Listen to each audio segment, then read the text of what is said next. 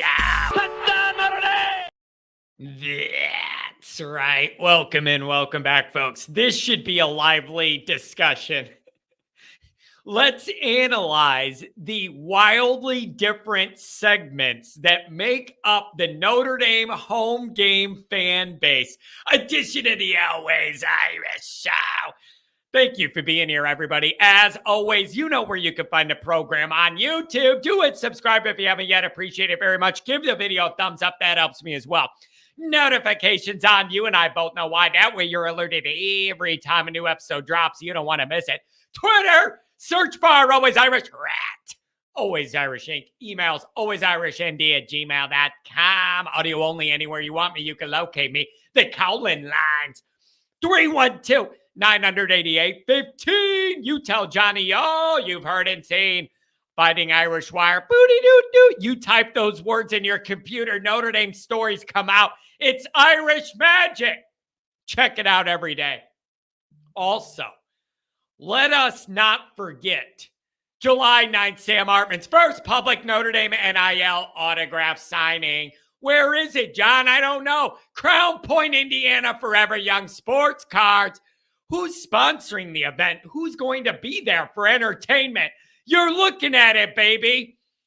Hit up foreveryoungsportscards.com for more information and to get your tickets, all right? Here's the deal. I was thinking about this. Notre Dame home games, the fan base, kind of a fickle fan base for our home games. I'm at just under 100 home games under my belt that I can remember. So I'm only counting like the last 20 years from when I was 10 under. I was at a bunch, but I'm not going to count them because I don't remember them. Kind of a fickle fan base. You never quite know what you're going to get. You never quite know the vibe you're going to get, how engaged people are going to be for different reasons. Some of it could be weather related. If it's really cold or really hot, it affects the Notre Dame crowd. It just does. How good the team is obviously matters, and that is perfectly legitimate. Who the opponent is, if it doesn't excite anybody, it's a lame crowd, whatever. But it's just not the typical power brand name football college crowd. We do not have the typical one of those. And I think I know why. It's a pretty logical reason why. Notre Dame has the most diverse fan base for one of these big brand name programs I could think of. And the reason why is, unlike most of these schools, Notre Dame is not regional at all. Notre Dame's not a regional school. You got people that love Notre Dame and that went to Notre Dame, spread out all over the country and all over the world. I always bring up like the Nebraska example. I don't know anybody that gives a crap about Nebraska football unless they grew up in freaking Nebraska. Like, that is a very regional subset of fans. You're probably from that area if you love that team. What that means is most of those fans grew up similarly. They have similar values geographically, where you're at, like the way of life, like the way they think of things. If most of your fan base grew up in one area and that's how it is, it's easier to have a fan base that's kind of on the same page with a lot of things because you have all those similarities. Notre Dame doesn't have that. Notre Dame doesn't have that. Its diversity in that fan base make for a unique home mix. What I wanted to do is I wanted to think in my mind, like of the 5 main different groups of Notre Dame fans that I have observed over my, let's say 90-ish home games probably is what I'm at now. And I'm only 38, but like whatever. So I can't speak to prior than about, when I was like 10 and younger. So some of those years, Catholics versus convicts, 93, Florida State. I don't remember those. That's just like 93 would have been getting close, but I don't remember all of that day. And so I'm going to break down in my mind these 5 segments of the fan base, whether they're good, bad, their vibe, what I need from them.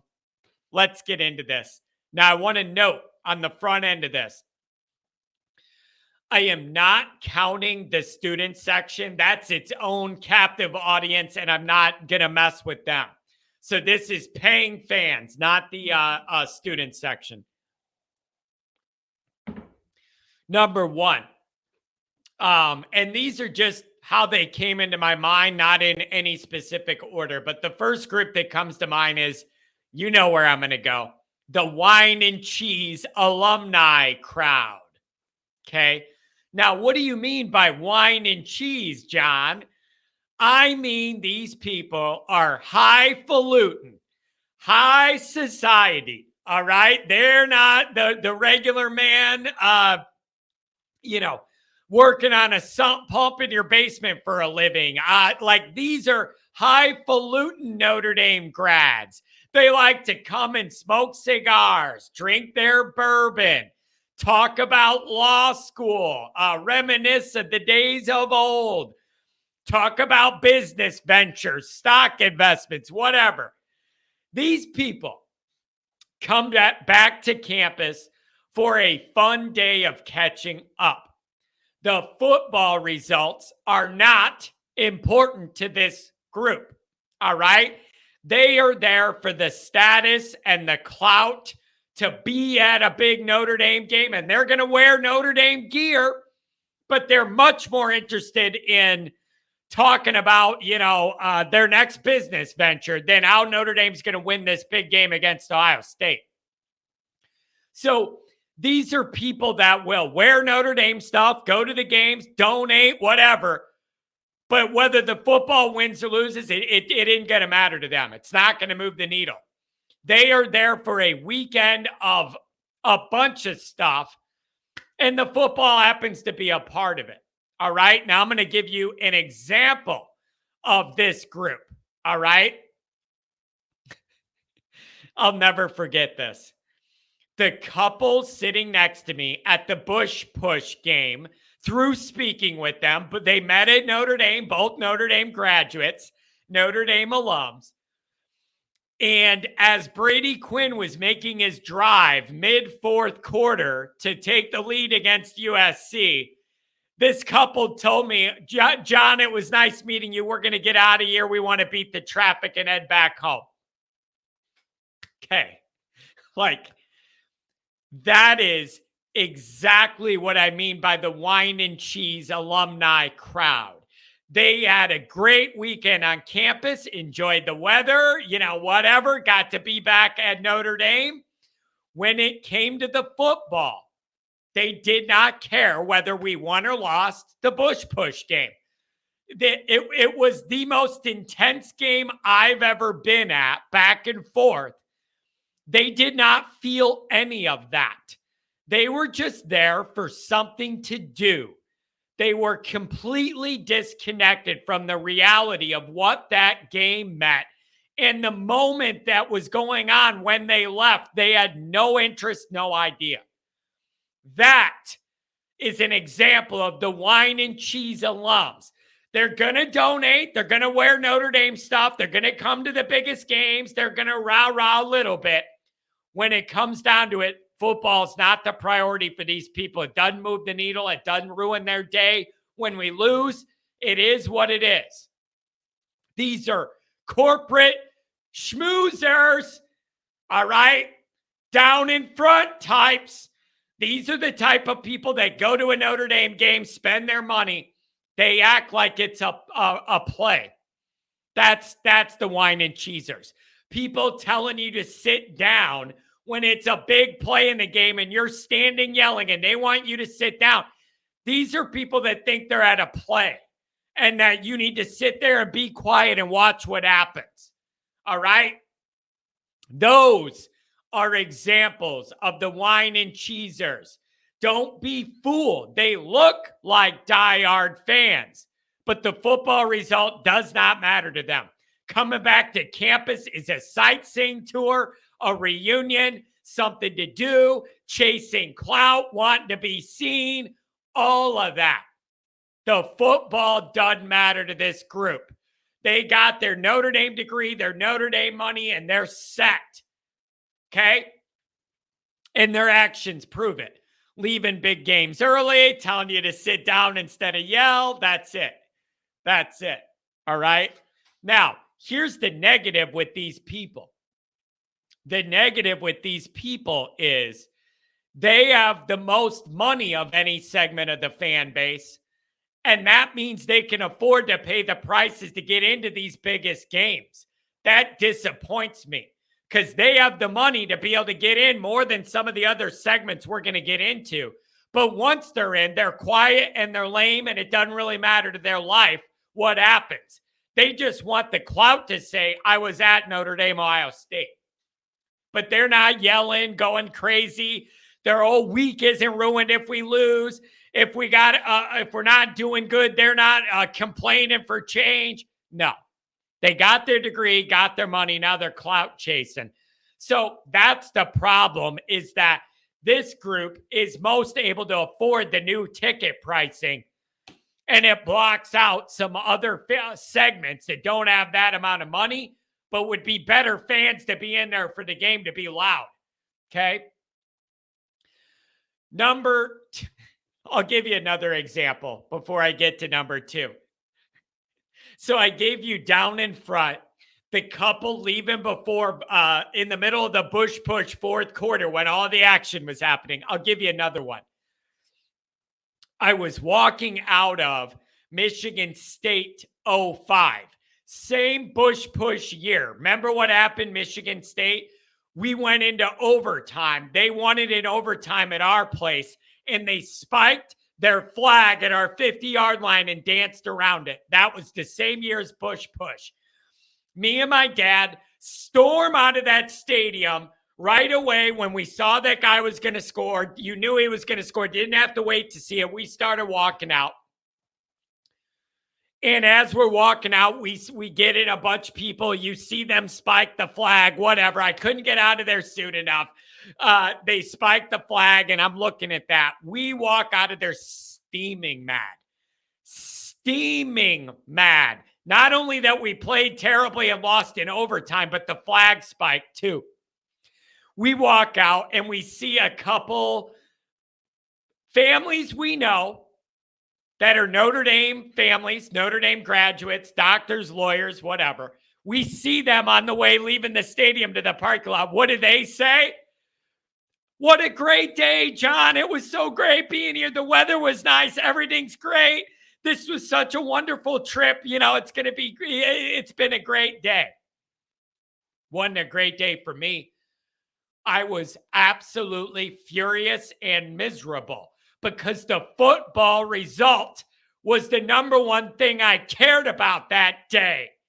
Not good weather and having a picnic in the quad. That's another example of people that claim they love Notre Dame, but when it comes down to it, they don't care whether we win or lose. They're just glad to be there and have a nice sunny day. That doesn't cut it for me. I don't go to Notre Dame games to see us play. I go to see us win. Those are vastly different things. The second group, die-hard Notre Dame alums. Die-hard Notre Dame alums. Jack Sacco comes to mind. If you know who that is, in our Twitter circle, close friend of mine. Graduated in the late 70s. Grew up knowing what it was like to win. The team won a championship when he was at Notre Dame. That was the standard. These are people that when they went to Notre Dame was winning at an elite clip. And it kills this group that the standard that existed when they were students no longer applies. I respect this group. They have Notre Dame clout, but Subway alumni values, which is Notre Dame football better be elite. better be elite.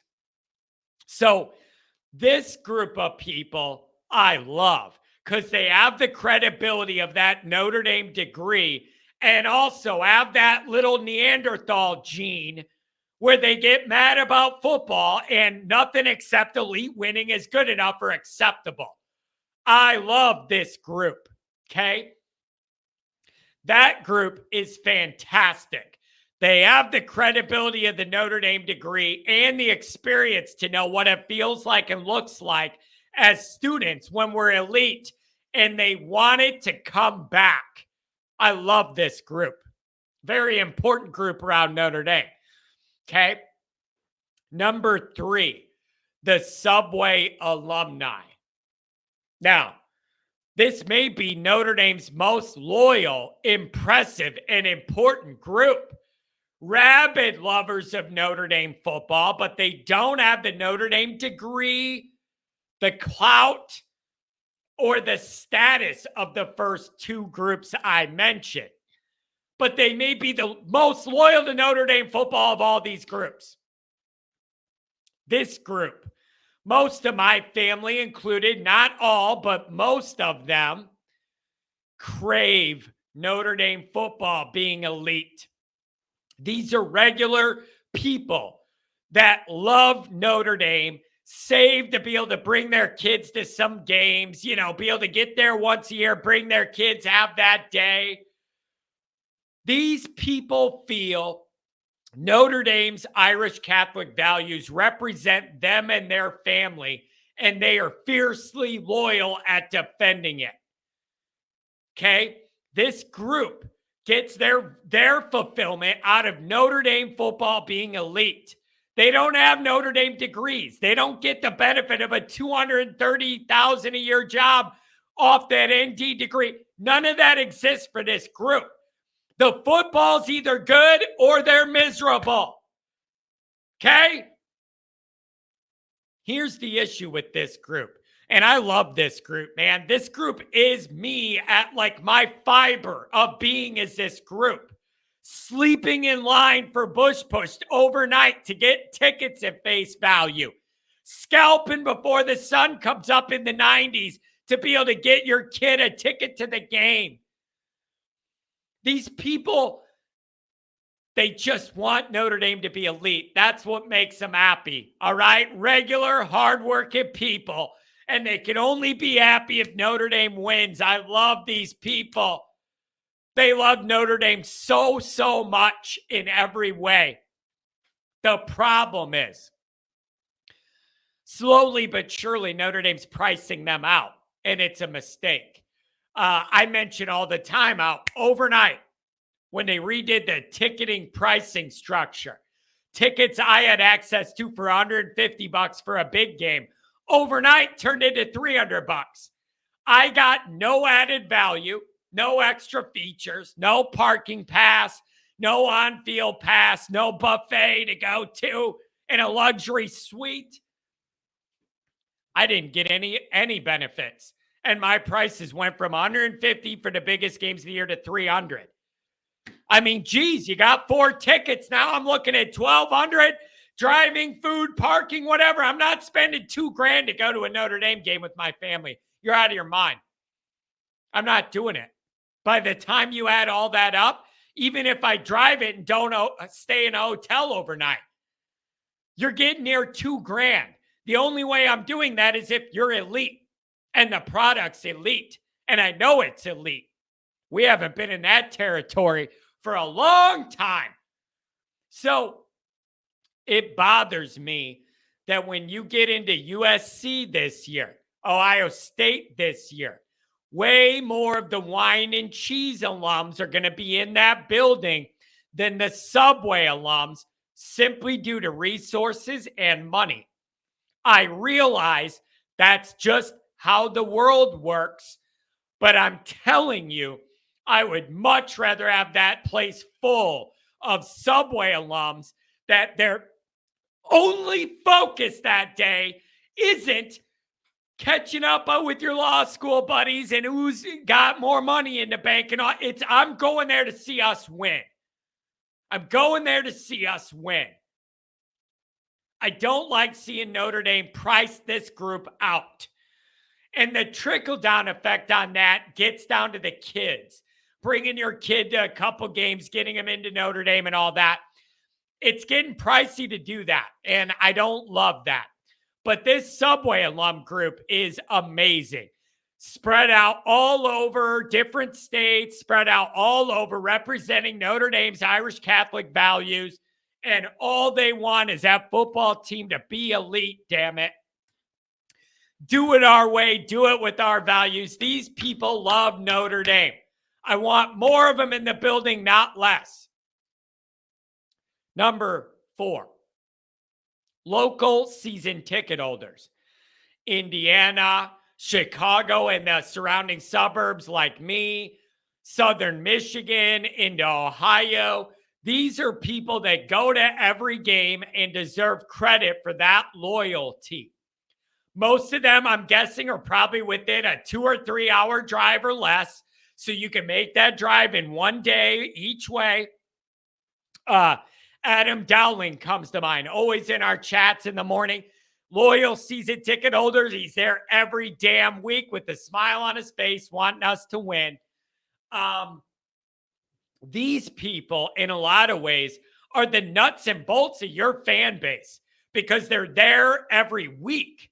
So they know the routine, they know the vibes, they know how it's going to go. There's loyalty there. Think about it. You're a season ticket holder. Hot or cold, you're going to be there. Whether the team we're playing is a no-name lame or Ohio State, you're going to be there. We have 3 losses before after the season's up. You're still going to be there, even though we're playing for nothing that matters nationally. Like, this group is the nuts and bolts of that fan base because they're reliable. It's their consistency. They're there every year, week to week. And a lot of times, these are the people that pass tickets on to their kids as well. So you end up with this lineage and this consistency of being there. So this group is really, really important. And the other thing is, they're local. They're local. You don't have a lot of season ticket holders that go to every game that live in LA or New York or down south. That's not very practical unless you can literally fly a private jet in that morning, go to the game, and then fly back to California. Like when USC comes to town, that's what you see are those private jets. Come right in before the game, drop you off, fly you right back. But this group is more local. Make that drive every week. They're there. Very important group, and I respect that grind to want to be at every one of those games, no matter how big or small they are nationally, no matter what the weather is, no matter what the record is. Very important group. And then number 5, kind of the miscellaneous, meaning sightseers, first timers at Notre Dame, other teams' fans. Notre Dame is a destination college football location for our fans and others. You got a segment. It isn't huge, but there's a segment at every Notre Dame home game. It's the first game for a lot of these people and may very well be the last as well. And with this group, it's just a mixed bag what you're going to get. And it's just, I like the idea of new people getting that Notre Dame treatment. Welcome to Notre Dame, seeing how nice you're treated, and all that. So when I go over these groups, are there any big ones that I've missed? Like, I think this covers the bulk of it. But are there any big, obvious groups that I miss? When I look at all these different groups wrapped together, I see why our fan base is inconsistent. And kind of the vibes are unpredictable. We just have so many different groups with different varying investments in football excellence emotionally that it makes sense to me that it's just not consistent and not everybody's bought in at the same rate. And so my conclusion is this, The best way to ensure a live and exciting crowd is for the team to be very, very good. For the team to be very, very good. The crowd will be into it every week. If you're undefeated and you're playing for the playoff, every game matters. No matter the weather, no matter the team name coming in, if the team is good, the fans will be good and care. Otherwise, if you're not going to be good, lots of times this stadium has less energy in it than your great grandma's wake. And I hate saying it, but sometimes there is no energy in there because what's going on the field is just so miserable and below what's acceptable. All you can do is sit there in silence and shake your head. You can hear crickets chirping at some of these games. And it isn't the fans' fault. It's the play. You play elite physical winning football, we'll be engaged.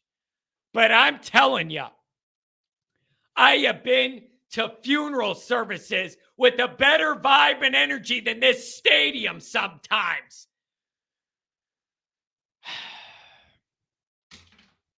Are there any groups I've missed? Who do you value the most out of all these groups? Which is the most important one to get the energy right every week that you want? What do you think about that? Let me know. Let me know what I got right. Let me know what group I missed or I'm selling short. Let me know what you think about this. We'll talk to you.